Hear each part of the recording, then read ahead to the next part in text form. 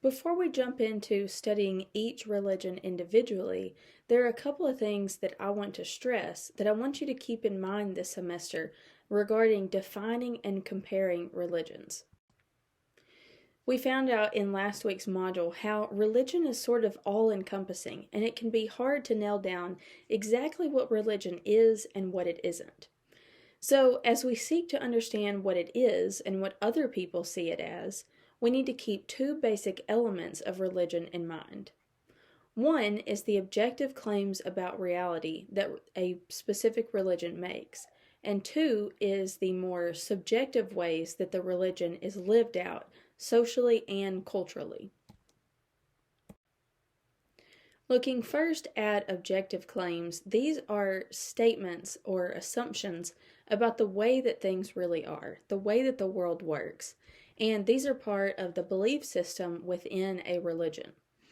And what sets these apart from, something subjective is that these assumptions are saying that this is the way that things are for all people, for all times, whether you agree with it or not, whether you're part of this religion or not. So thinking of a non-religious example, think of gravity. Whether you believe that gravity exists or not, it does, and scientists will often give you evidence to back up their claim that gravity is real. So when it comes to religion, people will often put forth their belief about what reality is like, and then they will back that up with certain truth claims to show you that this is in fact the truth. So that's the objective claims. And then now looking at the subjective experiences. Religion is not merely abstract. It's not something that is just things that we believe, but that don't actually carry out into the real world. Religion is very much shaped and lived out in the real world. And so, of course, that means that it shapes people and it shapes the world at large in big and small ways. And thinking along those lines, religion is not something that we put in a box and people kind of separate their religious life from the rest of their life. Instead, these kind of bleed together, and so religion influences politics, gender roles, ideas of family, ideas of society, all kinds of things comes back to, or at least is influenced by, what one believes about religion. Finally, the subjective experiences of a religion are very community oriented. This is how the people that follow a certain religion relate to one another and worship with one another. Now, there can be a temptation to look for religions that are more social or more empirical and then say, okay, that's the right religion. But to do this is to be subjective ourselves and to not look at all the elements of the religion, to not really give it a fair chance. So it's important for us to think about both aspects because they both affect people in different ways.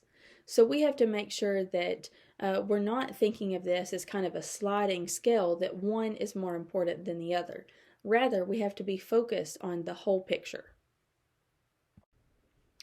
When we go about comparing religions, it's helpful to start with a set of common categories or questions that we can ask of each religion so that we can be fair and ensure we're unbiased towards each of them. We want to hold all of them to the same standard. So establishing these common categories helps us see more clearly what is unique about each one of these. What differs between Christianity and Judaism? What differs between Buddhism and some of the more alternative religions? What this often leads to is we begin to see that religions make competing and contradictory truth claims about the way the world works. So, just an example of this, the concept of God in Hinduism is much different than the concept of God in Islam. For the Hindu, God is not personal. He is rather an infinite reality, but not an actual being.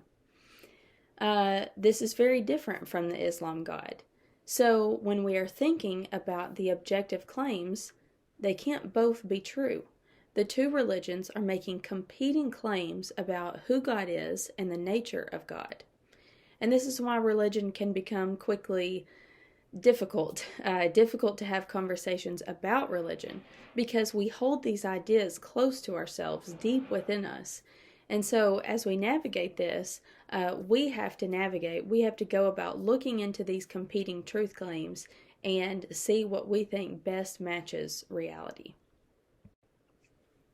So then our goal in all of this is to identify what makes each religion unique. When we look at our common categories, what is standing out as unique about this religion compared to the others? And we do this in order to see how the religion is shaping the people that adhere to the religion, but also the world itself that we live in. So now getting to those common categories. The first that we're going to look at for all the religions we covered this semester is the concept of God. Who do the people that follow this religion say that God is? Or is there a God? If there is, what is this God like? Second, what is the nature of reality? What is the ultimate purpose of humankind? Is this earth all there is? Is this life all there is? Is there something coming after this life? So those are the sorts of questions that we'll cover with nature of reality. And then finally, the ethics and practices of a religion. How should we behave? What are the practices of this religion?